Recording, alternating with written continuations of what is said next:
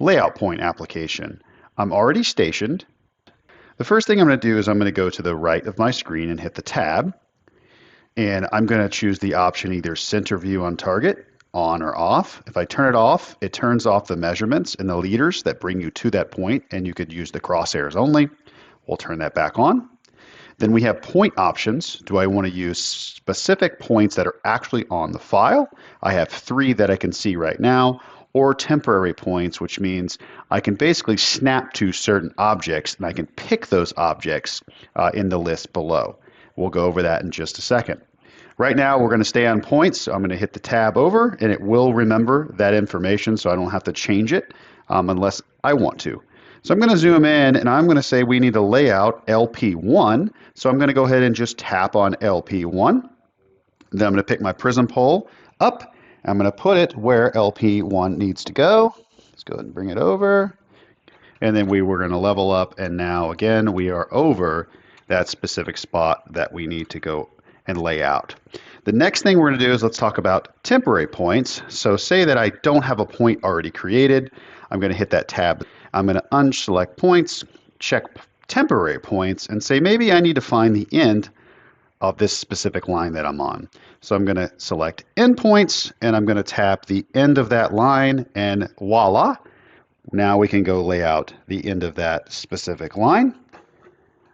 Again, you have many options when it comes to temporary points. You can find the mid, you can find the center point of a circle, you can find the intersection of 2 lines, and then you could also lay out text. All right, then last step we're going to do is we're going to actually stake our points. We can stake temporary points or points the same way.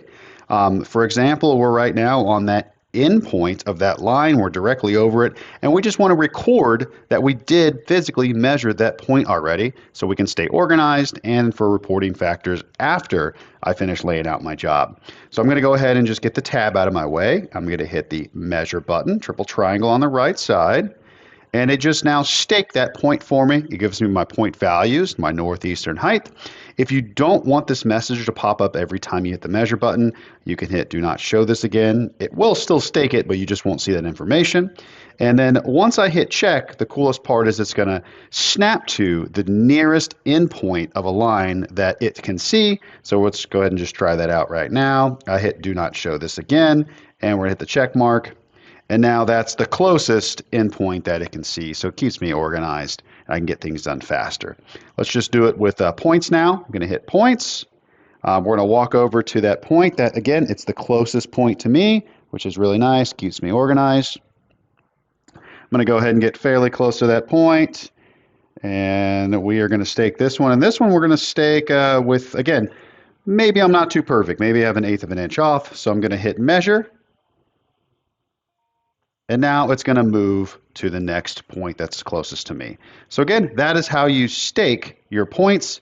If you ever want to see that point information again, I just hit the tab. You can hit the stake dialog to show. So the next time you go to stake a point and you want to see that stake information, it will appear again for you.